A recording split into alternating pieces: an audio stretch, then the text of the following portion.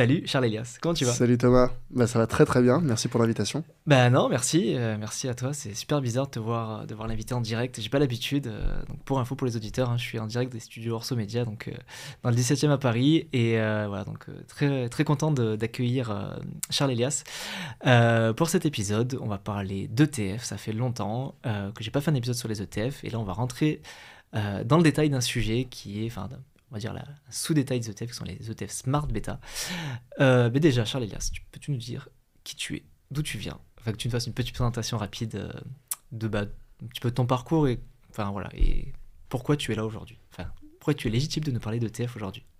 Eh ben écoute, donc je m'appelle Charles Elias, j'ai 27 ans, je suis conseiller en investissement financier et conseiller en gestion de patrimoine.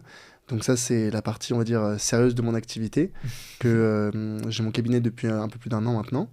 Et en parallèle, je suis créateur de contenu sur l'éducation financière et l'investissement et les finances personnelles.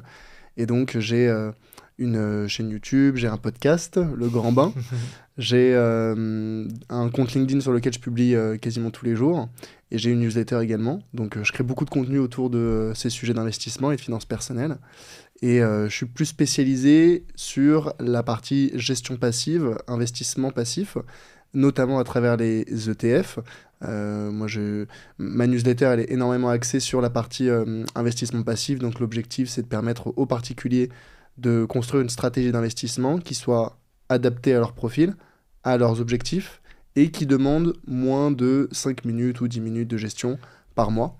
Et donc pour ce type de stratégie, les ETF sont un outil très adapté. Magique. Exactement.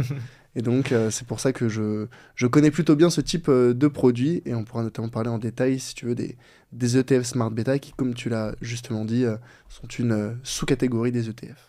Ouais, et je rebondis sur ta présentation parce que quand tu t'es décrit, j'ai l'impression que tu me décrivais moi à la limite, parce que c'est vrai qu'on a des activités ultra similaires, de tout, hein, sur la partie CGP SIF, on a un podcast, création de contenu, et c'est la raison aussi pour laquelle j'ai souhaité t'interviewer, parce qu'on s'est rencontrés en fait pendant un after work du label de podcast, donc Orso Média, et je me suis dit en fait on a tellement de points communs, et je pense que ça peut être super intéressant finalement d'échanger voilà, sur ces sujets-là, parce que je pense qu'on partage quand même pas mal la même philosophie d'investissement, et voilà. Ça, petite anecdote pour les auditeurs. Complètement, complètement. Et c'est vrai que même quand tu m'avais dit que tu étais aussi CIF CGP, donc CIF conseiller en investissement financier et CGP conseiller en gestion de patrimoine, c'est vrai qu'on a du coup, je suis pas remonté jusqu'aux études, mais je sais pas même pas quelles études tu avais faites, mais c'est que moi j'avais fait une classe préparatoire et une grande école de commerce, pas du tout axé finance personnelle, investissement on va dire, c'était plutôt axé conseil.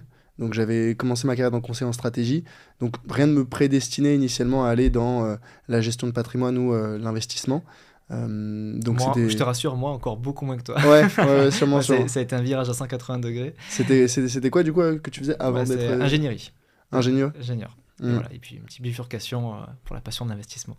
Ouais, mais je pense que quand tu te rends compte que l'argent est au cœur des problématiques économiques, financières, sociétales, politiques, écologiques, tous ces éléments passent par l'argent. Donc aujourd'hui, quand tu maîtrises le langage de l'argent, les problématiques, la gestion de l'argent, ça te confère un avantage significatif sur la façon dont tu vas pouvoir gérer ta vie, la façon dont tu vas pouvoir te libérer de contraintes comme ton emploi, que tu vas pouvoir profiter, anticiper la retraite, même si c'est un petit peu loin comme pour toi, comme pour moi, mais plus tu anticipes tôt, plus simple sera ou plus faible sera l'effort à fournir. Donc tous ces éléments font que tu te rends compte que l'argent est partout. Et donc quand tu commences, peut-être c'est ce qui t'est arrivé aussi, mais à titre personnel, quand j'ai un peu commencé à m'intéresser à ces sujets de finances personnelles, je me suis dit mais en fait c'est la clé, c'est l'ouverture à un champ des possibles infini sur la façon dont tu peux mener ta vie. Et tu vois, alors je sais pas si tu avais commencé à travailler en tant qu'ingénieur avant de t'intéresser aux finances personnelles, mais... Ouais, j'avais commencé et la passion pour les finances perso, elle est arrivée en 2000. J'ai commencé en 2015 et les vrais premiers invests immobiliers ont commencé en 2017. Ouais. Mais après, voilà, la passion est venue crescendo. Et moi, en fait, surtout, tu vois, tout ce que tu as cité, c'est ultra juste sur voilà, que l'argent régit un petit peu tout et c'est au cœur de tous les sujets actuels. Mais moi, ce qui m'a vraiment donné envie de faire ce métier, c'est que j'ai toujours pensé, comme beaucoup de monde, que que l'investissement, c'était réservé aux plus riches, à ceux qui avaient des contacts, de l'épargne, ou alors qui avaient vraiment des connaissances poussées. Et en fait, quand j'ai commencé vraiment à creuser le sujet, par exemple, quand j'ai compris ce que c'était un ETF, par exemple, et qu'en fait, comme tu dis, en 5 minutes par mois, tu peux mettre en place une stratégie en limitant ton risque, en étant super diversifié, à moindre frais. Quand tu comprends les supports comme l'assurance vie, le PEA, quand tu comprends aussi même comment faire de l'immobilier rentable, quand tu comprends un peu toutes ces clés, tu te dis, en fait, c'est accessible à tout le monde. Et il y a un tel manque d'éducation financière en France que je voulais apporter ma pierre à l'édifice sur ce sujet, comme toi, j'imagine. Raison pour laquelle j'ai eu ce souhait, tu vois, de reconversion un petit peu tard dans ma vie. Et je pense que ça dénote une capacité d'analyse du marché et de compréhension du besoin, là où tu identifies un manque, un vide sur l'éducation financière, sur la vulgarisation de la part des institutions, des professionnels du secteur, des banquiers ou même des CGP un petit peu plus tradis. On se rend compte que les gens ont envie de comprendre. C'est pas qu'il y a un rejet fondamental de ces sujets, de l'investissement c'est compliqué, c'est pas pour nous, c'est machin. Les gens ont envie de comprendre, mais on leur donne pas les outils, les supports, la pédagogie nécessaire pour qu'elle soit facilement accessible et assimilable. Donc derrière, avec ton podcast, avec mon podcast, avec des contenus qui vulgarisent ces sujets et qui le font, on essaie de le faire de la façon la plus qui permet de démocratiser au maximum les sujets.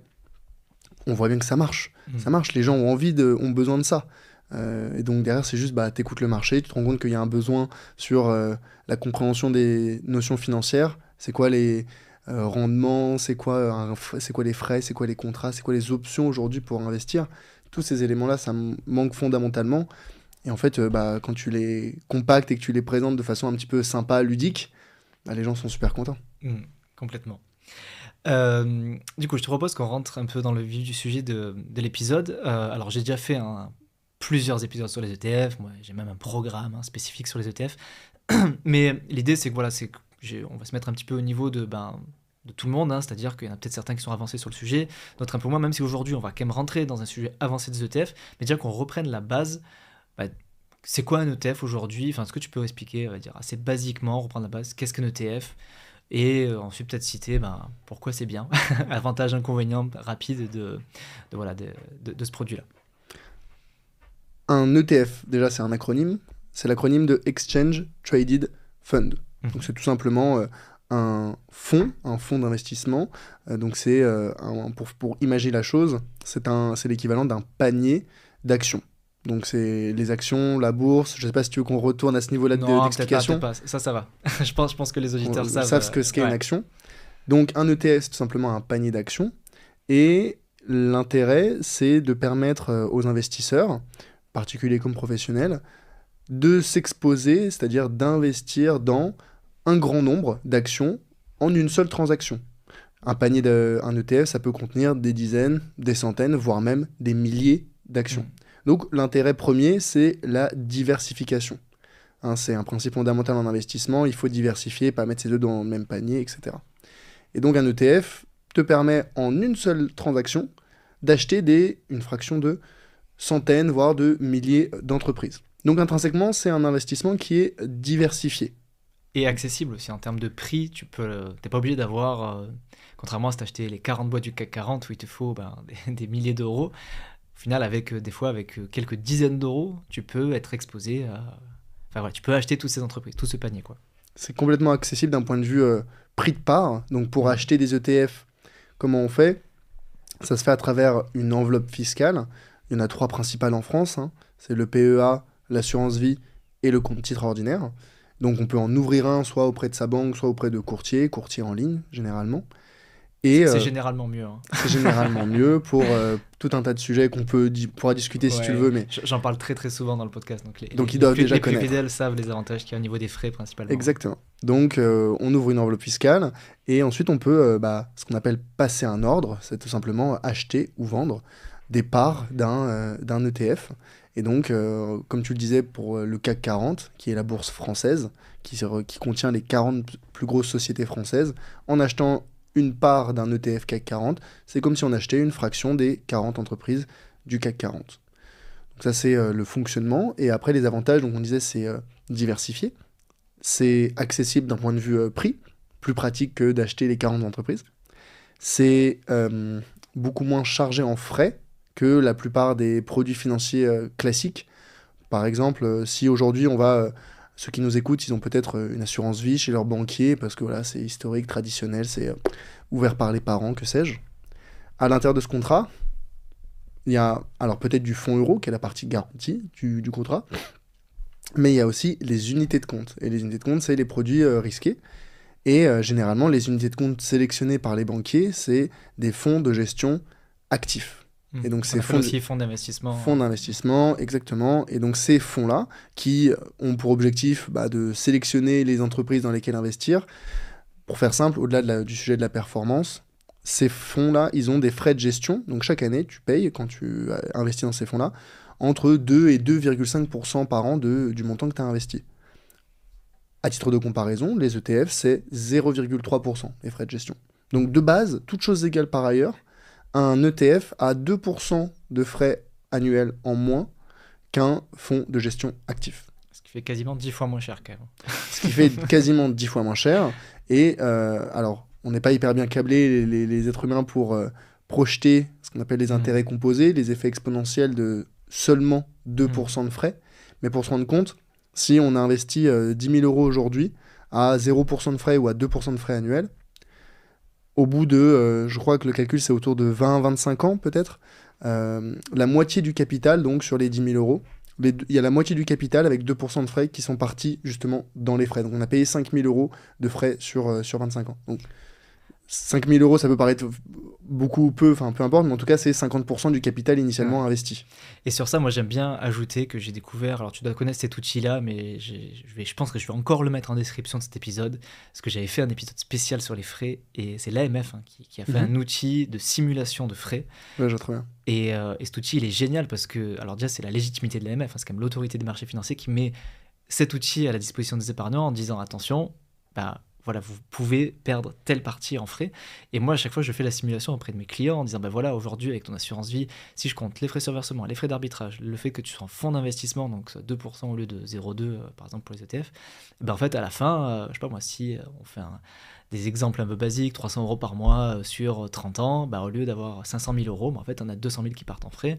Et si tu pars sur des supports moins chargés en frais, au lieu de 200 000 en frais, c'est peut-être que 30 000 de frais. Bon, je grossis les traits, je ne suis pas certain des termes, des chiffres, mais grossièrement, c'est des sommes à 6 chiffres de frais qui sont différents. Et je vais le remettre, il faudrait que j'y pense, mais je ferai le mettre en description pour que les auditeurs s'amusent à faire ce calcul et de voir l'impact qu'ont les frais. Alors, ça peut être juste fonds d'investissement vs ETF, mais aussi et surtout l'accumulation des couches de frais qu'il y a quand, on va dire, tu es dans un truc un peu traditionnel, tout en assurance vie chez ta banque, qui est en fonds d'investissement, enfin bref.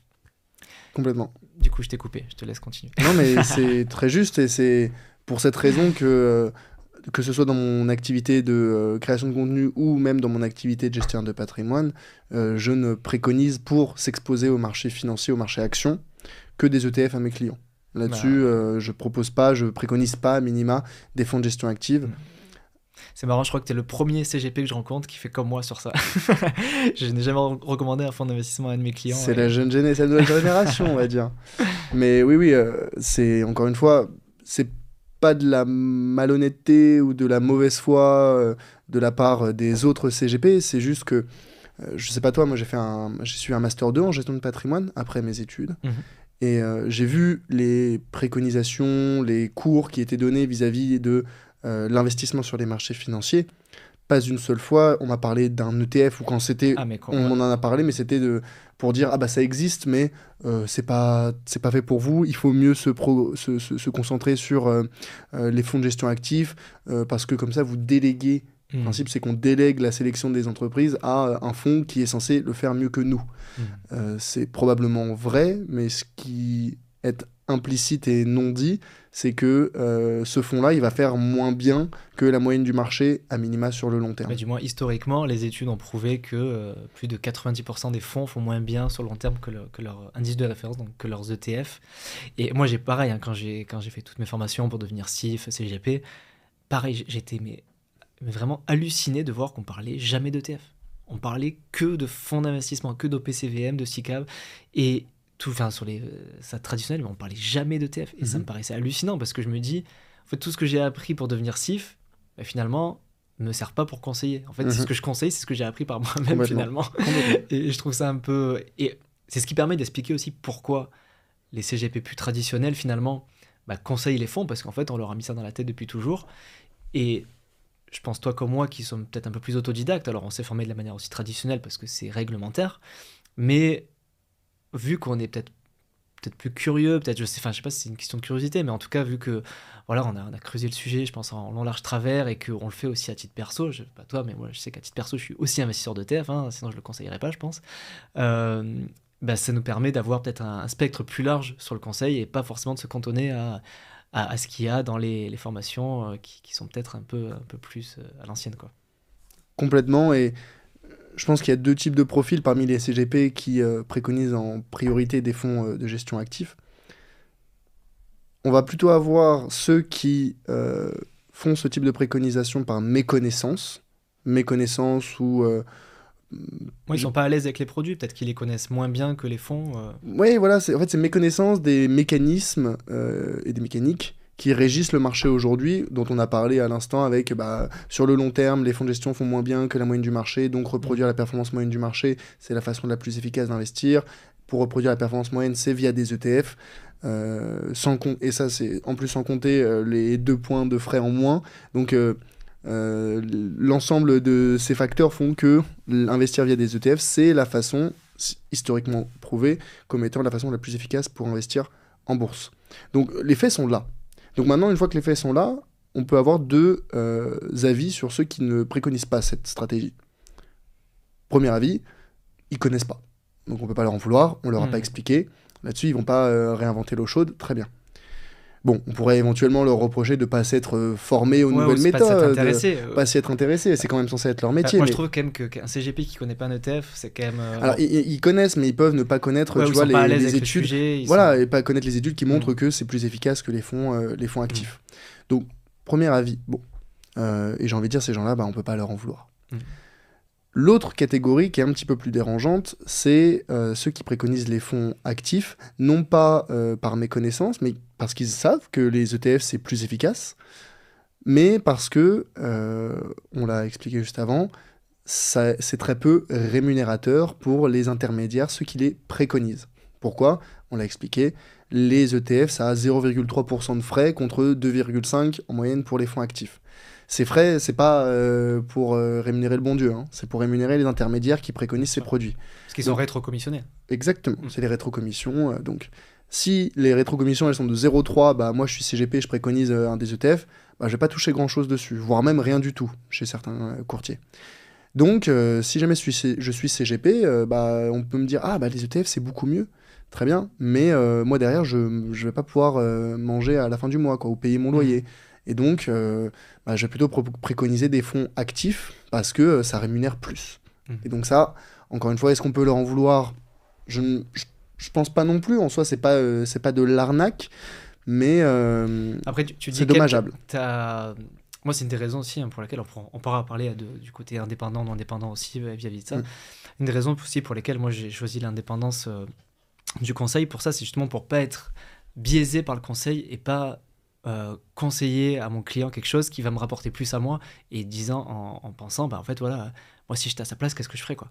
Et je trouve ça super étonnant parce que, alors si je dis pas de bêtises, toi je sais pas si je pense que t'es indépendant mais pas au sens MIF 2, hein, c'est ça ? Exactement. Donc c'est ok. Donc du coup toi t'as le droit de toucher des rétrocoms, tu peux facturer des honoraires et aussi des rétrocoms. Exactement. Mais pour le coup c'est assez étonnant parce que la plupart des moi j'appelle ça entre guillemets les faux indépendants, parce que t'es pas affilié à une banque, donc tu conseilles qui tu veux comme partenaire, mais tu as le droit de toucher des rétrocoms. Mais du coup je trouve ça super intéressant que tu sois pas biaisé dans le conseil et en conseillant des fonds, quoi. Donc ma question c'est, toi malgré ça, tu te rémunères quand même en rétrocom sur les ETF ? Ouais, alors oui, je me rémunère sur les ETF. On parle de quelques euros, quelques centimes de rétrocession. Alors, à moins que la personne ait plusieurs millions à investir, ce qui n'est pas le cas tous les matins, malheureusement, pas encore. Mais avec tous les gens qui viendront écouter ce podcast, tu auras des millionnaires qui viendront te voir. Donc oui, il y a des rétrocessions sur les ETF, parfois, pas toujours. C'est extrêmement faible, donc c'est pas significatif. Et donc moi je les préconise pour 2 raisons. La première, c'est parce que j'ai cette conviction très forte dans le produit, dans leur fonctionnement, dans leur surperformance par rapport à l'alternative principale que sont les fonds de gestion actifs. Et la deuxième raison, c'est parce que je facture des honoraires en amont de ma prestation, enfin ou pendant la prestation en tout cas, de conseil. Et donc ces honoraires-là, cette rémunération, elle me permet, je simplifie, de manger à la fin du mois et de me... mais du coup, moi, je trouve c'est beau parce que ça permet de... Comment dire, que tu puisses vraiment aligner ton intérêt avec celui du client, finalement. Complètement. Et du coup, je trouve que c'est super intéressant parce que tu es peut-être, encore une fois, le seul que je connaisse qui soit un faux indépendant et qui conseille des ETF, quoi. Et je trouve que c'est beau parce que ça permet de montrer que c'est quand même possible de faire appel à quelqu'un qui n'est pas indépendant en MIF2, tout en ayant des produits qui sont... pas bourré de frais pour rémunérer l'intermédiaire. Complètement. Je grossis un peu le trait, hein, mais voilà. Non, mais du coup, la question derrière, c'est pourquoi je suis pas indépendant au sens MIF2. Et donc ça, la réponse, elle est extrêmement simple. C'est uniquement une question d'organisation réglementaire. Moi, j'ai ouvert mon cabinet il y a 1 an. Il y a 2 ans, j'étais encore consultant dans un cabinet de conseil, rien à voir avec l'investissement ou la gestion de patrimoine. Et donc, quand j'ai commencé mon activité... je ne pensais pas avoir, entre guillemets, suffisamment de visibilité, de reconnaissance, etc., pour me permettre de facturer des honoraires rapidement. Je m'étais dit, je vais commencer non indépendant, au sens de la réglementation, pour pouvoir percevoir des rétrocommissions, parce que, comme on l'a dit au début, il faut pouvoir manger à la fin du mois. Mais vu que j'ai vu que ça marchait bien, que j'avais suffisamment de demandes entrantes, j'ai pu commencer à filtrer, et en commençant à filtrer, mettre des honoraires, imposer des honoraires, ma rémunération s'est progressivement décorrélée des produits que je préconise. Et donc, moi, ça m'a permis encore plus de préconiser les produits sur lesquels j'avais des convictions fortes, exemple les ETF, malgré leur faible rémunération. Et tu le sais sûrement aussi bien que moi, quand tu as une conviction forte dans des produits, tu es plus convaincant, tu es plus convaincu, et donc les personnes en face... Exactement, les personnes en face sont plus facilement, on va dire, convaincues par ton discours, et donc, je simplifie, elles signent plus rapidement, tu vois. Et donc, derrière, y a plus de demandes entrantes, et voilà, c'est un peu l'effet boule de neige, de ne pas avoir à dépendre de rétrocession, et en plus, ça nous bénéficie à l'échelle où, au niveau où les particuliers ont de moins en moins confiance dans les intermédiaires bancaires, dans les CGP traditionnels. Grâce à des gens comme toi, comme moi, il y a de plus en plus de communication autour de l'importance de réduire au maximum les frais. Donc, tu vois, il y a une part croissante de la population qui est... qui s'éduque. Exactement, qui s'éduque et qui est avertie sur ces sujets et sur la délicatesse d'avoir des frais de gestion importants. Et donc, ils se disent, en fait, maintenant, progressivement, je préfère, et ça c'est la mentalité profonde en France qui est en train de changer, je préfère payer des honoraires en amont de la prestation pour derrière avoir un conseil objectif. Et de qualité. Et de qualité, idéalement, à minima objectif. Et donc les mentalités sont en train de changer là-dessus. Et c'est vrai que moi, avant d'ouvrir mon cabinet, on m'avait dit non, faut que tu fasses un cabinet non indépendant, parce que au début, si tu dis aux gens la discussion avec moi, ça va être 200 €, 300 € de l'heure, ou je sais pas combien, personne va vouloir venir te voir. Ce qui est légitime. Quand t'es pas connu, quand t'as pas d'expérience, quand t'as pas travaillé en banque avant ou dans un autre cabinet, quelle légitimité tu as pour dire aux gens tu factures autant? C'est seulement avec, toi, avec ton podcast, moi aussi, avec la newsletter et compagnie, que les gens ont vu que j'ai une expertise, que tu as une que philosophie tu parles, d'investissement. exactement, que tu as des valeurs vis-à-vis de l'investissement et que les personnes adhèrent à cette philosophie, à ces valeurs. Et donc, se disent, j'ai envie de travailler avec lui. Exactement pareil.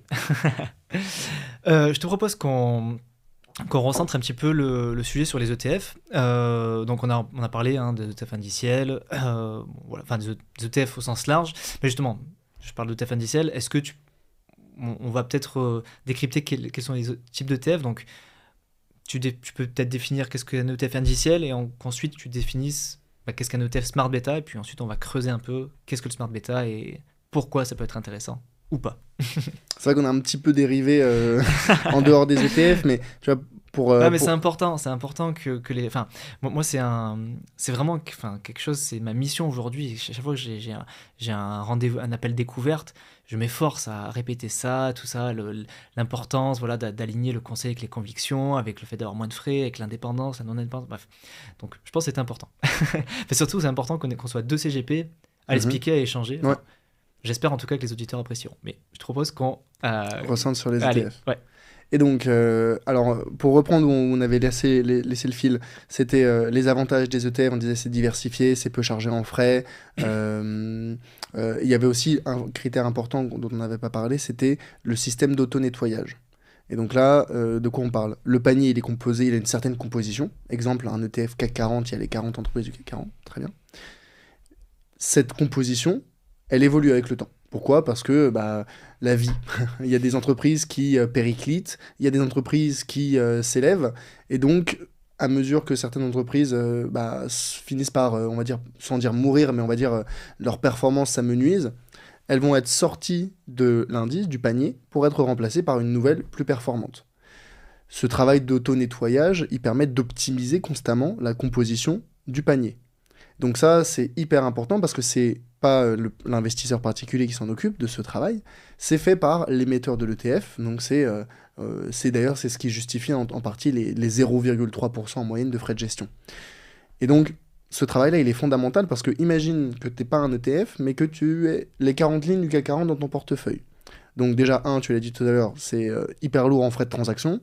2, avoir 40 lignes dans son portefeuille, c'est vraiment pas le plus simple à gérer. Et 3, demain, si tu veux faire ce travail d'auto-nettoyage, va falloir te lever tôt, quoi. Ouais, et puis ça demande du temps, quoi. C'est ça, il va falloir analyser constamment, faire de la veille sur les 40 entreprises du CAC 40 et sur d'autres entreprises pour savoir, le moment où il y en a une qui va sortir, par quoi je vais devoir la remplacer. Bref, c'est un travail à plein temps, ça demande énormément de compétences, et donc c'est pas fait pour les investisseurs particuliers. Donc ce travail d'auto-nettoyage fait par les émetteurs d'ETF, c'est un énorme avantage de ces produits. Donc une fois qu'on a dit ça, les ETF, ici on a majoritairement parlé des ETF indiciels. Pourquoi indiciels? C'est quoi un indice? Le CAC 40, c'est un indice. Le S&P 500, la bourse américaine, c'est un indice. Un indice, c'est tout simplement un agglomérat, un ensemble d'entreprises qui sont reliées entre elles par un critère commun. Ça peut être la géographie. Exemple, le CAC 40, c'est des entreprises françaises, S&P, c'est des entreprises américaines. Ça peut être des indices sectoriels. Donc on pourrait avoir des entreprises qui sont toutes dans le secteur des énergies renouvelables, de l'automobile, de la santé. Et donc, si on est sur donc les ETF, la plupart des ETF sont indiciels parce que c'est plus simple de suivre un indice qui existe déjà. Donc on a dit il y a des indices géographiques, il y a des indices sectoriels. Et donc généralement, alors on va préférer les ETF géographiques parce que dans une même géographie, tu as une bonne diversité de secteurs, alors que dans un même secteur, elles sont toutes exemple dans l'automobile, si demain il y a un crack de l'automobile, tout l'indice s'effondre.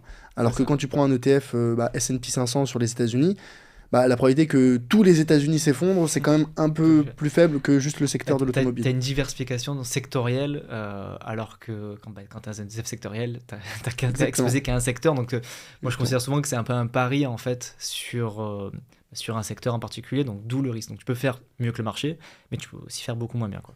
Exactement. Donc, c'est une question de conviction. Si jamais tu as une conviction forte sur un secteur particulier, libre à toi d'intégrer des ETF sectoriels ou aussi appelés ETF thématiques dans ton portefeuille. Mais à moins d'avoir des convictions fortes, c'est pas la peine d'aller faire des paris. Et donc de rester sur des ETF géographiques qui sont plus larges, plus diversifiés, c'est plus intéressant. Et autre point d'ailleurs, les ETF thématiques, généralement, ils ont des frais de gestion aussi qui sont plus élevés que pour les ETF géographiques, indiciels géographiques. Pourquoi? C'est tout simplement parce que ce qui va définir les frais de gestion, c'est notamment à quel point l'indice il est large, il est connu, il y a beaucoup de gens qui investissent dessus. C'est un peu des économies d'échelle, pour faire simple. Et donc plus il y a de gens qui sont investis sur un ETF, plus les frais peuvent diminuer. Des ETF thématiques, je sais pas, il y a un ETF thématique sur le secteur de... J'en sais rien, moi, Sur l'eau, par exemple, je sais qu'il a 0,6, par exemple. Voilà, exactement, sur l'eau. Donc, il y a moins de gens qui investissent sur l'eau que de gens qui investissent dans le S&P 500. Mécaniquement, ça implique des frais de gestion plus élevés. Ok. Donc bon, là on a vu ETF indiciel sectoriel. Et c'est quoi alors le smart beta? Parce que ça fait nom un peu pompeux, je trouve. Moi, au début, quand je dis ouais, smart beta, c'est encore un truc incompréhensible. Est-ce que tu peux le traduire? Qu'est-ce Mhm. que veut dire smart beta? Bah, déjà, avant de traduire smart beta, il faut traduire le bêta. Ah bah Smart, c'est ça ça fait devrait aller. partie des deux. Exactement. Donc déjà, le bêta d'un actif, un actif, ça va être une action, une obligation, de l'immobilier, peu importe, donc il y a différentes classes d'actifs. Le bêta d'un actif, c'est sa corrélation au marché. Alors la corrélation, c'est quoi? La corrélation, c'est à quel point les variations du cours de cet actif sont liées aux variations du marché dans lequel il se trouve. Prenons un exemple, l'action d'Amazon, d'accord, et le S&P 500, ou on va dire le marché des actions américaines. Eh bien, l'action d'Amazon, si jamais elle fait... et donc le bêta, c'est un chiffre généralement qui est autour de 1, d'accord. Plus le bêta est élevé, plus ça veut dire que la corrélation, elle est forte. Donc, si jamais, par exemple, un bêta de 1, ça veut dire que si le marché, le S&P 500, il fait plus 1%, si, par exemple, l'action d'Amazon a un bêta de 1, et ben, si le marché, le S&P 500, fait plus 1%, et ben, l'action d'Amazon, elle, va faire plus 1%.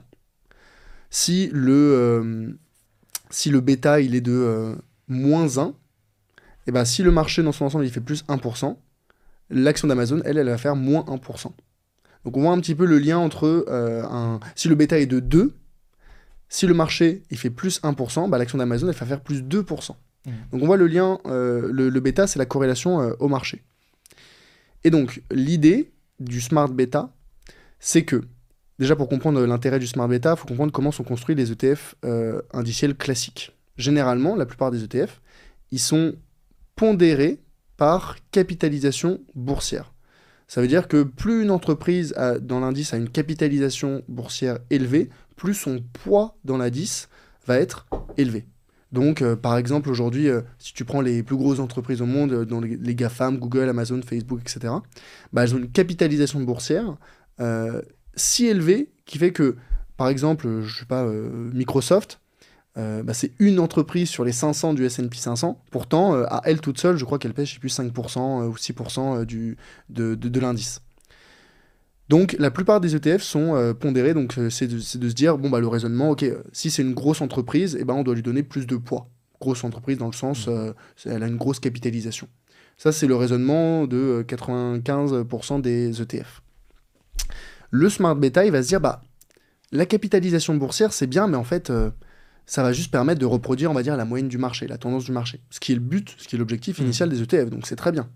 Mais, alors je sais plus quand est-ce que c'est apparu les ETF Smart Beta, je pense que c'est peut-être dans les années 90, je sais plus, mais où on s'est dit, bah, quid si on pondérait l'ETF, non pas par capitalisation boursière, mais par un autre critère. Dans quel but? Bah, l'objectif, ça serait de donner un poids plus important à certaines entreprises, selon justement un critère, un facteur, dont on va parler juste après, c'est le facteur Smart Beta. Et l'idée, c'est que ce facteur, bah, justement, quand on donne plus de poids à ces entreprises, et bah, en fait, on se rend compte que l'ETF, non pas pondéré par capitalisation boursière, mais par cet autre facteur, et bah, il bat le marché. Et donc, c'est quoi ces facteurs? C'est les fameux facteurs Smart Beta. Par exemple, un des facteurs Smart Beta, c'est le value. Okay, et donc la value, c'est tout simplement de se dire, si le cours d'une action, donc chaque action, elle a un cours qui varie, hein, et il y a ce qu'on appelle la valeur intrinsèque d'une action. Valeur intrinsèque, c'est en fonction de, quand on fait l'analyse de l'entreprise, de ses résultats, ses bénéfices, etc. De l'info disponible par rapport Exactement. à l'action. Ouais. Donc on va analyser une entreprise, on va se dire, bah, indépendamment de ce qu'elle vaut aujourd'hui, je pense que sa vraie valeur, sa valeur intrinsèque, c'est tant.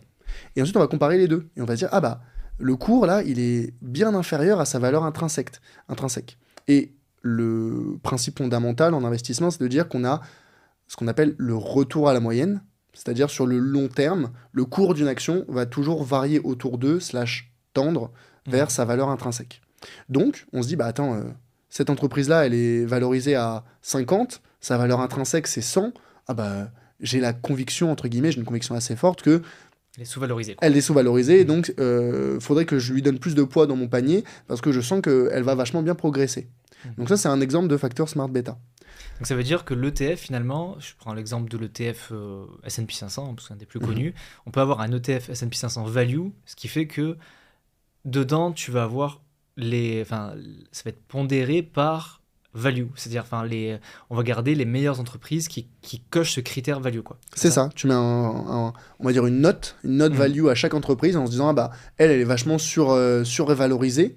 Donc son cours il va plutôt descendre parce que sa valeur intrinsèque elle est inférieure à son cours actuel. Donc cette entreprise là elle n'est pas très intéressante, donc je vais lui donner un tout petit poids dans le panier. Okay. Mais est-ce que ça va filtrer, est-ce qu'il y aura toujours 500 entreprises dans le TF S&P 500 value? Non, justement ça va filtrer, exactement. Celle qu'on considère pas value elle sort de l'indice, exactement. Et après pour le poids qu'elles ont dans l'indice, c'est, on va dire, je sais pas si on considère que je sais pas moi, Microsoft est value et que la 500e du S&P 500 est value, Microsoft aura quand même plus de poids dans l'indice que la 500e. Exactement. Et alors, donc ça, il y a ça en deux temps. C'est un critère d'exclusion. Donc on identifie les entreprises qui ne répondent pas du tout aux critères. Ouais. Exemple value. Et ensuite, parmi celles qui répondent aux critères, on va regarder à quel point il y a le facteur value qui est fort ou pas.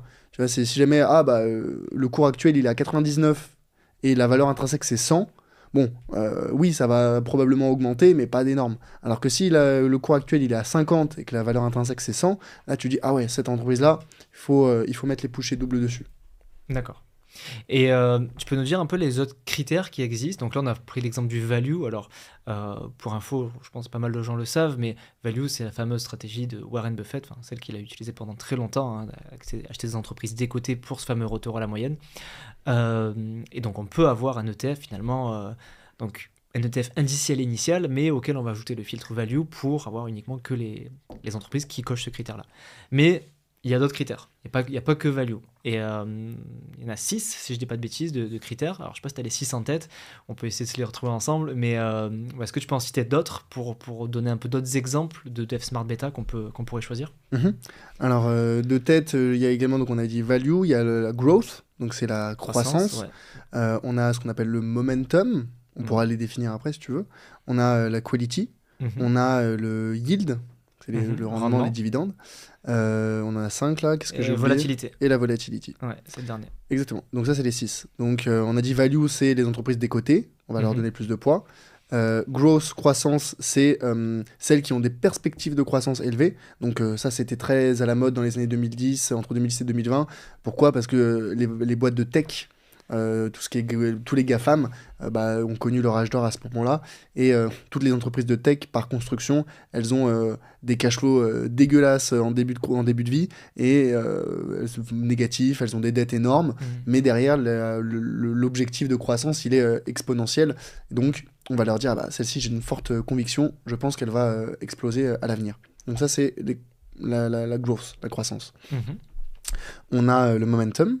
Momentum, c'est assez bateau au niveau explication, mais c'est pour dire...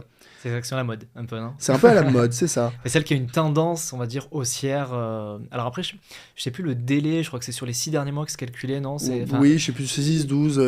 Il y a un critère qui fait que...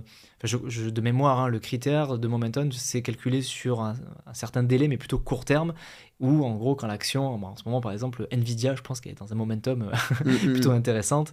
Et voilà, on va filtrer par rapport aux 6-12 derniers mois les actions qui ont le meilleur momentum. Ouais, exactement. Donc le momentum, c'est de dire, si cette entreprise a connu une très forte croissance ces derniers mois, ces derniers 6-12 mois, je considère qu'elle va continuer à connaître cette croissance. Donc, intrinsèquement, intuitivement, je dirais même, ça paraît assez bête et simple, et simpliste même de dire ça, mais au fond, c'est la façon dont résonne en réalité la majorité des investisseurs.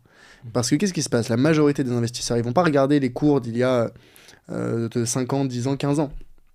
Ils regardent la tendance sur les 6, 12, 24 mois max, et ils se disent, cette entreprise-là, elle a connu une belle croissance ces 6 à 12 derniers mois, je pense que ça va continuer à persister. Bon, tout ça, c'est être victime du biais de récence, un biais de familiarité, un biais, on va dire, comportemental, qui pousse à croire que ce qui était vrai hier le sera toujours demain. Les études montrent que c'est plutôt l'inverse qui se passe, mais c'est en tout cas La stratégie momentum, en tout la cas. stratégie qui propose momentum. ça, ouais. On a la quality, donc la qualité. Là, c'est de dire, si une entreprise elle est bien gérée, on va lui donner plus de poids. Bien gérée, ça veut dire quoi? Ça veut dire des cash flow positifs, un revenu, un chiffre d'affaires en croissance, des résultats, des bénéfices en croissance, peu de dettes ou une bonne gestion de la dette à minima. Donc c'est tous des critères un petit peu fondamentaux, quoi. Des fondamentaux. Ouais. On avait dit le rendement aussi. Ça, c'est tout simplement le dividende. Donc, les entreprises, elles versent des dividendes. Et là, le critère Smart Beta, il va être le yield, le rendement, il va être de dire plus une entreprise va verser un dividende important, plus on va lui donner de poids. C'est quoi le rationnel derrière? C'est de se dire, vu que le dividende, c'est censé être une fraction du bénéfice qui est reversé aux actionnaires, si l'entreprise elle a un dividende élevé, c'est qu'elle a un bon bénéfice à repartager à ses actionnaires, et donc c'est un signe de bonne santé financière, tout ça. Bon. Donc après, il y a eu des moments où c'était vrai, des moments où c'était moins vrai, mais c'est en tout cas le principe de ce facteur. Et volatilité. Et volatilité, dernier facteur, volatilité, c'est simple, hein, c'est de se dire, plus une entreprise a une volatilité maîtrisée, donc une volatilité relativement faible, moins on va lui donner un poids important dans le panier. Donc, attends, qu'est-ce que j'ai dit? Non, c'est plus la volatilité, c'est plus la volatilité est faible, plus leur un poids important. Plus leur poids est important.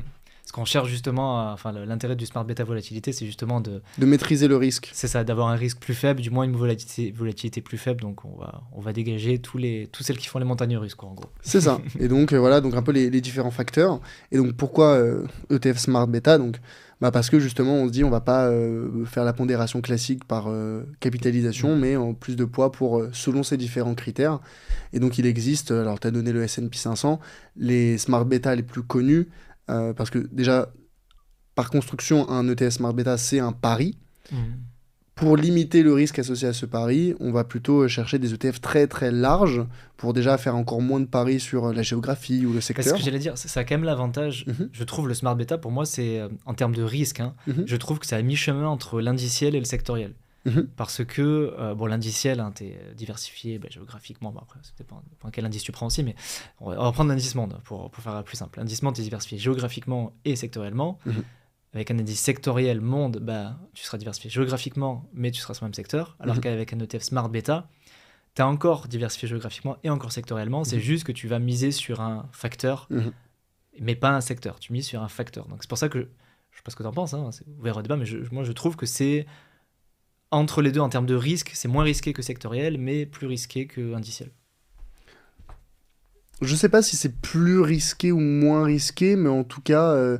T'as quand même cette notion de pari, c'est moins un pari. Ouais, c'est moins un t'as pari. cette notion un peu de pari quand même en disant je mise sur le momentum, je mise sur la volatilité, je mise sur le rendement, alors que sur l'indiciel classique, tu fais confiance au marché et en fait à la fonction auto-nettoyante des plus grosses, des entreprises qui marchent le mieux, quel que soit leur facteur, quoi. Et c'est pour ça que c'est intéressant de faire du Smart Beta pour limiter le risque et limiter les paris sur, tu l'as dit juste avant, un exemple, un ETF World. Un ETF World, 1500, 1600 entreprises de toutes les géographies. Bon, il y a quand même une majorité, 70% du MSCI World, c'est des États-Unis, mais on fait comme on peut. Je sais pas combien il y a de secteurs d'ailleurs dans le MSCI World, mais c'est assez diversifié. Je pense que tu dois avoir les 11, je pense. Ouais, je pense. Et donc, derrière, on applique un facteur Smart Beta à l'indice World, à l'indice Monde.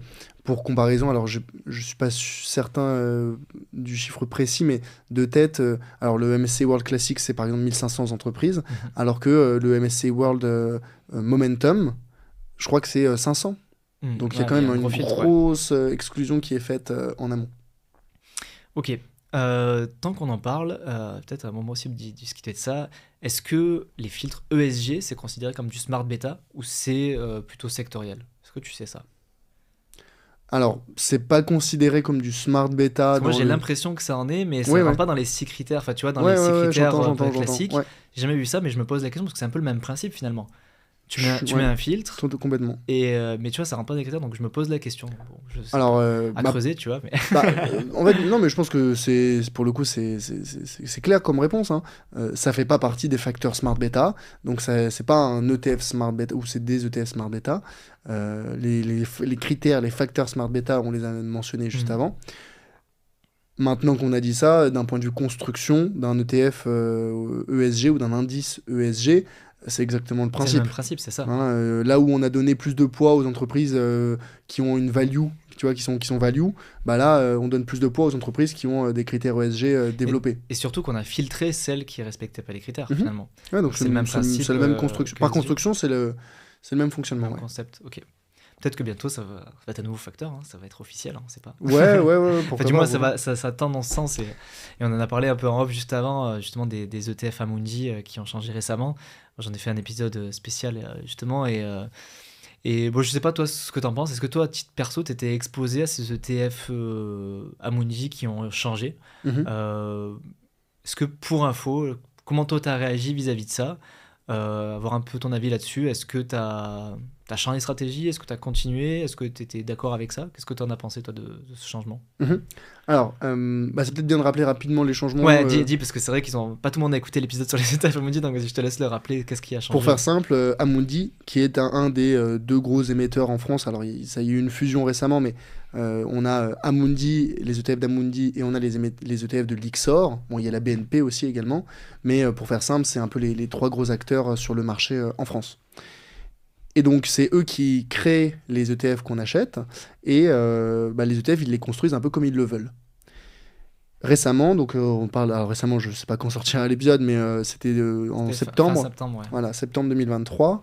On a Amundi qui a fait une communication relativement légère, soit dit en passant, mais une communication tout de même. Je ne l'ai pas appris par Amundi, en tout cas. Ouais.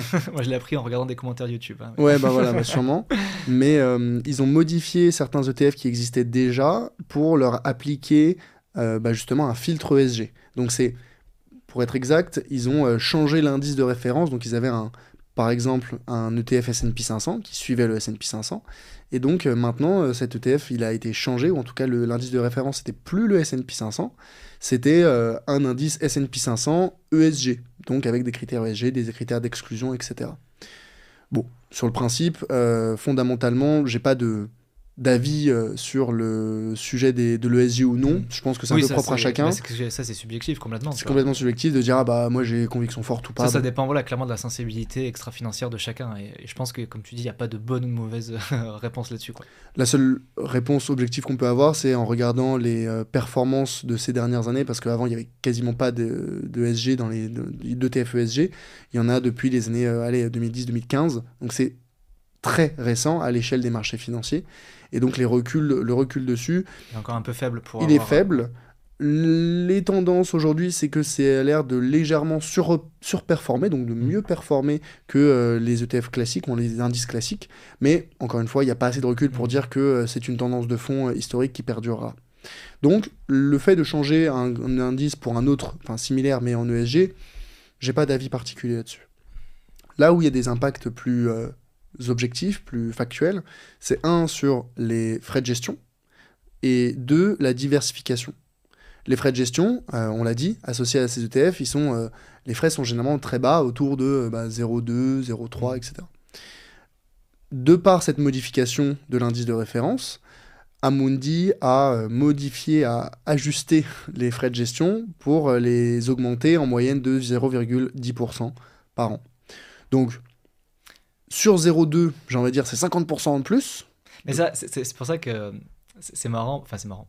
Je trouve ça intéressant de noter parce que tu dis 0,1, c'est rien. Mais en fait, les ETF, ils valent les 0,15. Tu passes à 0,25, c'est quasiment x2, quoi. Donc, à l'échelle des frais d'ETF, c'est énorme. À l'échelle d'un fonds d'investissement, c'est pas beaucoup. Ça se verrait même pas, en fait. Mais à l'échelle d'un ETF, je trouve ça vraiment beaucoup, quoi. Alors, c'est pour ça qu'il faut regarder avec deux prismes. Il faut regarder proportionnellement et il faut regarder en valeur absolue. Proportionnellement, 50% en plus. Comme tu l'as dit, on double parfois les frais de gestion. Donc, c'est significatif. Maintenant, dans la pratique, quand on regarde, c'est quoi l'impact factuel, dans ma poche, combien je vais devoir sortir d'euros en plus, ou bien combien je vais gagner en moins, plutôt. c'est pas significatif. Oui, ça reste faible, ça reste pas cher par rapport, ça reste toujours bien plus intéressant qu'un fonds, bien sûr. Déjà, ça reste beaucoup plus intéressant qu'un fonds. Et ensuite, la différence entre 0,20 et 0,30 sur le long terme, sur tu vois, même des milliers ou des dizaines de milliers d'euros, sur du long terme, la différence, elle se chiffre en centaines d'euros. Donc, c'est pas, ça va pas changer la face du monde. C'est pas ça qui va faire que demain, t'as pas 1 million sur ton compte. Ouais. C'est pas ça qui va faire que t'as atteint la liberté financière ou non. Non. Je veux dire, il y a des choses plus importantes sur lesquelles porter ton attention. C'est clair. Donc, c'est important de le savoir. C'est pas bien de rester dans la méconnaissance. C'est important de comprendre. Maintenant, il faut pas non plus partir en émeute et aller brûler les locaux d'Amundi. Honnêtement, c'est pas ça. C'est pas prévu, je crois. Pour toi, non. Mais... Et donc, ce point sur les frais, bon, c'est un peu embêtant, mais ça change pas la face du monde. L'autre point qui, lui, est pour moi plus impactant, plus significatif, c'est la diversification. Donc la diversification, c'est quoi ? C'est tout simplement à quel point il y a beaucoup d'entreprises dans le panier, dans l'ETF, et à quel point elles sont différentes. Bon. On l'a dit, hein, un ETF, par exemple S&P 500, bah, c'est les 500 plus grandes capitalisations américaines, donc il y a 500 entreprises dedans. Très bien. Le nouvel ETF d'Amundi, qui ne suit plus le S&P 500, mais une version ESG du S&P 500, par construction, on a exclu des entreprises qui ne sont pas ESG. Et donc ce nouvel indice, il n'a plus 500 entreprises, mais il en a plus que, je crois, 312. Donc là, on a perdu 200 entreprises sur les 500, donc c'est significatif. Pareil pour un autre ETF qui est... Emerging Market, je crois que c'est celui qui a le plus pris, quoi. L'Emerging Market, il avait 1500 entreprises dedans, et il est passé à 500. Ouais, ça, j'ai ou 480 et quelques, ouais. Donc là, tu as divisé par 3 le nombre d'entreprises dedans. Donc bon, d'un point de vue diversification, on fait mieux. Pareil, tu as avant, il y avait l'ETF d'Amundi qui répliquait le Nasdaq 100, donc les valeurs technologiques américaines. Nasdaq 100, il y a 100 entreprises dedans. Bah, la nouvelle version ESG, qui s'appelle même pas Nasdaq d'ailleurs, il n'y en a plus que 42 dedans. Et donc là, pareil, tu as divisé 60% de diversification en moins, quoi. Donc cette partie-là, elle est quand même plus dérangeante pour moi. C'est surtout que tu investis dans un produit parce que tu veux suivre tel indice, et puis finalement, du jour au lendemain, on te change complètement l'indice, quoi. Alors, si tu es aligné et que tu as des fortes convictions au ESG, ben, en fait, limite, c'est une super nouvelle parce que ben, tu n'as même pas besoin de changer, on t'a fait le travail à ta place, on t'a déjà mis le ETF que tu voulais. Mais si tu n'es pas forcément sensible à ça et que tu voulais vraiment suivre l'indice de référence, bon voilà, tu te retrouves un peu coincé entre qu'est-ce que je fais, entre est-ce que je le garde, est-ce que je le vends, est-ce que je repars sur un autre. Et bon bref, après ça j'invite du coup les auditeurs à l'écouter. L'épisode solo que j'ai fait là-dessus où j'ai vraiment donné les idées de solutions, mais je voulais avoir un peu ton avis et je trouve que c'est super intéressant comme tu l'as présenté. Bah voilà, l'avis, tu l'as dit, c'est un peu propre à chacun. Il faut regarder factuellement, est-ce que ça change beaucoup mon profil de risque, le niveau de risque de mon portefeuille, est-ce que voilà, je suis aligné avec les valeurs, les côtés ESG, tout ça. Et après, bon, bah, on peut prendre des décisions. Globalement, moi, ce que j'ai dit, c'est que ça, mis à part le côté ESG qui est subjectif, le reste des modifications ne portent pas forcément à revendre toutes ses parts de l'ETF et à migrer vers un autre, à arbitrer vers un autre ETF, pas ESG ou peu importe. Si on a des convictions, on peut le garder, cet ETF, mais arrêter d'investir dessus et puis investir sur un autre qui lui réplique, par exemple, le S&P 500 et pas le S&P 500 ESG. Et puis parfois, ce qui est le cas de souvenir sur l'ETF marchés émergents d'Amundi, et parfois il n'y a pas vraiment d'alternative. Ou bien les alternatives ne sont pas satisfaisantes. Auquel cas, exactement. Auquel cas, tu peux te dire je suis pas content parce que pour tes raisons X ou Y. Oui, mais derrière, t'as pas vraiment d'alternative. Donc, parfois, il faut savoir choisir le moins pire. C'est vrai que c'est marrant que tu parles du pays émergent parce que je suis concerné à titre perso, je l'ai aussi. Et ouais, malheureusement, il n'y a pas d'alternative, quoi. Enfin, la seule alternative qu'il y a, c'est de se reporter sur le Asia, qui du coup va...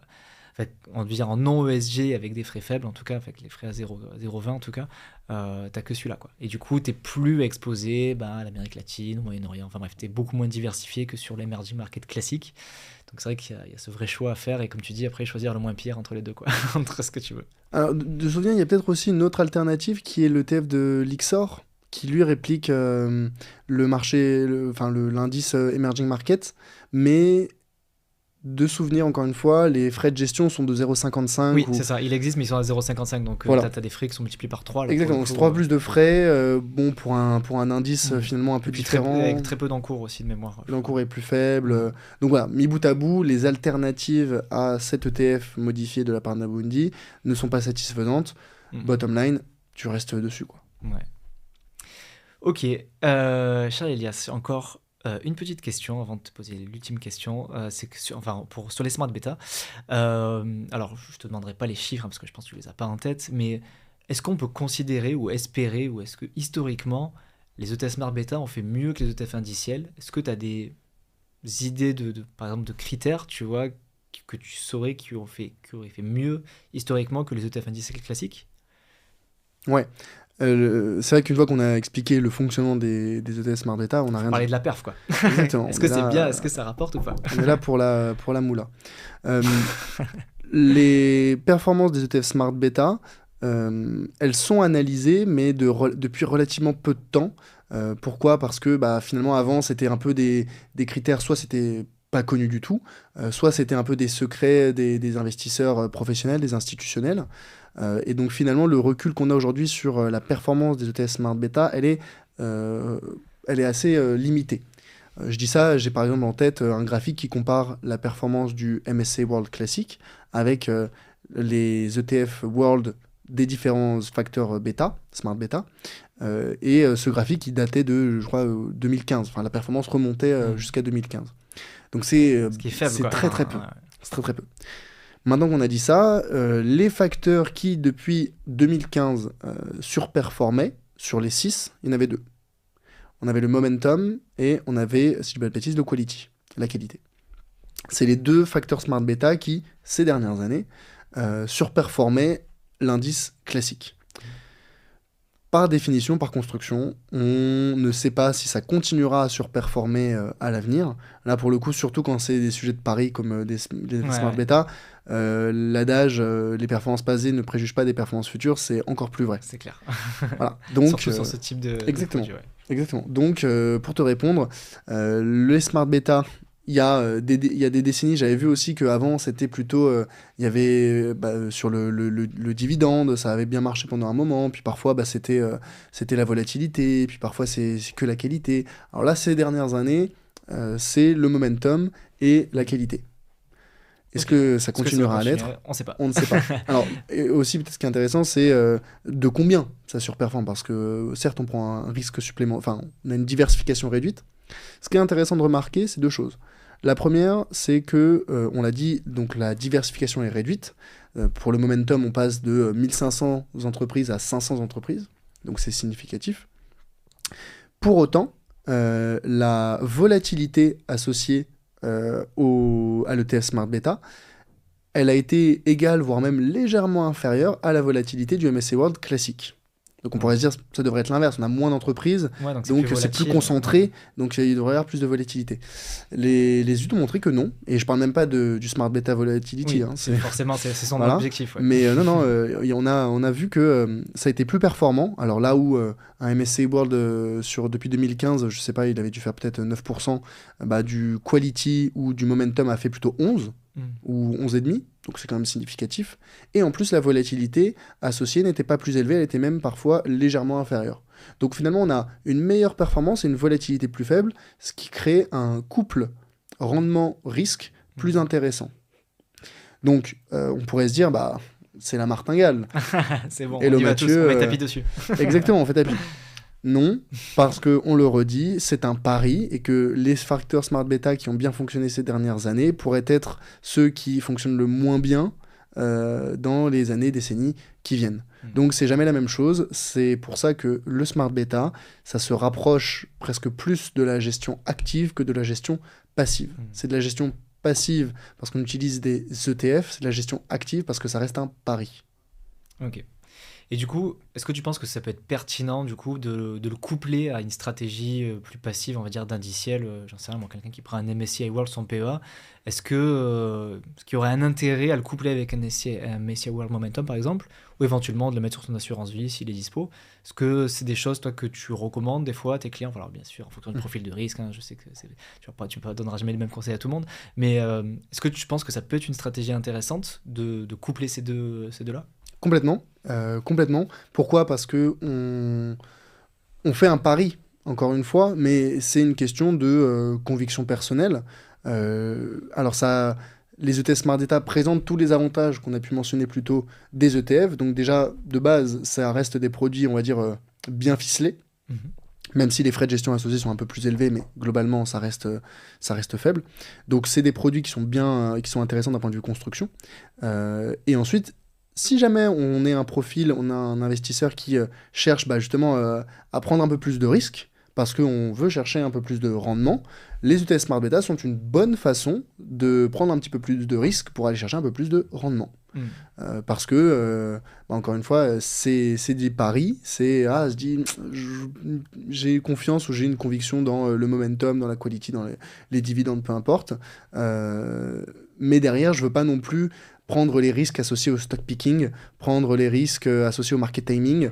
Et donc, ces éléments font que une bonne façon de prendre du risque supplémentaire, c'est des ETF Smart Beta. Donc oui, moi, à titre personnel, j'en ai dans mes portefeuilles et j'en préconise aussi à celles et ceux qui ont le profil adéquat, donc un profil très dynamique, avec un horizon d'investissement long terme, qui peuvent se permettre de prendre plus de risques. Je leur préconise. Et tu l'as dit juste avant, l'enveloppe associée, à ma connaissance, je ne connais que des ETF Smart Beta éligibles au compte titre. Donc pour moi, il n'y en a pas éligible au PEA, et il n'y en a pas éligible dans une assurance vie. Alors j'ai peut-être tort. Je crois que certaines assurances vie en proposent. C'est possible. C'est possible. Mais je crois que... Ok, moi je connaissais surtout sur compte titre. Mais oui, clairement, c'est sur compte titre. Ce qui est La bien majorité. sur compte titre, c'est que tu n'as pas de limite. C'est là où Exactement. Et donc oui, je pense que c'est des produits, quand c'est adapté à son profil, c'est des produits intéressants. Ok. Bon, Charles Elias, l'interview touche à sa fin. Petite question de fin un peu traditionnelle, alors d'ailleurs que j'ai perdu, que je ne fais plus beaucoup. D'ailleurs, je crois que tu n'étais même pas préparé à cette question. Est-ce que tu peux nous suggérer un livre, un bouquin, quelque chose que tu recommanderais aux auditeurs, qui t'a fait un déclic dans ta vie? Ça peut être de la finance, ça peut ne pas être de la finance, dans l'idéal pas de la fiction. Voilà, un truc qui n'est pas de la fiction, mais qui t'a fait grandir et que tu aimerais partager. J'ai la conviction forte que le livre qui a le plus impacté ma vision, alors c'est assez large, mais c'est argent, investissement, mais aussi vie professionnelle, vie personnelle, mindset, état d'esprit, c'est sans aucun doute l'almanach de Naval Ravikant. Donc je sais pas si tu le connais. Alors je le connais, non, mais je l'ai pas lu. Et t'es le premier qui le cite, donc c'est très intéressant. Ouais. Très sincèrement, c'est le livre qui a eu le plus gros impact sur ma vie. Okay. Alors pour en français, en anglais? Il doit être disponible en français. Okay. Alors Naval Ravikant, qui c'est? C'est un investisseur indo-américain qui publie énormément sur Twitter, notamment, des bribes de sa pensée, des idées qu'il a. Et en fait, le livre, l'almanach de Naval Ravikant, n'a pas été écrit par Naval Ravikant, par un autre monsieur dont j'ai oublié le nom, mais qui a tout simplement compilé énormément de tweets et de pensées et de choses que Naval a pu dire ou écrire dans ce bouquin, qui en fait un peu une sorte de presque bible, ou en tout cas un mémoire exactement des pensées, des idées de Naval. Et en fait, ces idées touchent à l'indépendance, au bonheur, à la liberté financière, le travail, le rapport à l'argent, le rapport au travail. Donc tous ces éléments-là, à titre personnel, ça a vraiment impacté mon envie déjà de devenir indépendant, ma conviction que c'était la voie que je voulais prendre, et puis aussi des principes de gestion de son argent, de gestion de sa vie. Donc je ne peux que recommander ce livre. Ça se lit très bien en plus, c'est pas du tout technique, il est sûrement en français aussi. Et en plus, surtout, il est gratuit. Il est gratuit en fait, parce que vu que c'est pas un livre édité par qui que ce soit, c'est juste le monsieur dont j'ai oublié le nom, désolé, qui a compilé ces mémoires et vous pouvez le trouver. Tapez Almanac of Naval Ravikant sur Google, PDF. Vous tapez juste ça et tu peux le trouver. Alors il sera peut-être en anglais, mais il est aussi trouvable en français. S'il n'est pas trouvable en français gratuitement, il est sur Amazon. Tu peux l'acheter en Kindle, je pense. Voilà. Et très sincèrement, c'est un bouquin que je ne peux que recommander pour celles et ceux qui s'intéressent à l'argent, mais aussi l'investissement, l'épanouissement, le bonheur. Et ils y trouveront très certainement des idées qui resteront. Ok, bah super. Merci beaucoup, Charles-Elias, pour cette recommandation. Bah, tu me la donnes aussi à moi, donc je la noterai. Je suis étonné que tu l'aies pas lu. Voilà, honnêtement, mais enfin, je dis ça parce que c'est devenu tellement une référence personnelle que j'ai l'impression que tout le monde l'a lu, mais au biais de familiarité. Merci beaucoup. Et puis, bah, écoute, très bien. Peut-être te dire, bon, tu l'as dit un petit peu au début, mais on te retrouve où? Donc, je te laisse me dire, enfin, nous rappeler où c'est qu'on te retrouve, Charles-Elias. Désolé, tu l'as peut-être dit au début, mais on va le rappeler. Non, mais c'est le média que je crée et que je gère, il s'appelle le Grand Bain. Et donc, vous pouvez retrouver Le Grand Bain en newsletter, sur Substack, sur YouTube et sur LinkedIn. Mais sur LinkedIn, ça sera avec mon compte personnel, Charles-Elias Farah, où je publie très fréquemment. Donc, YouTube, LinkedIn et newsletter. Super. Merci, Charles-Elias. Merci, Thomas. À bientôt.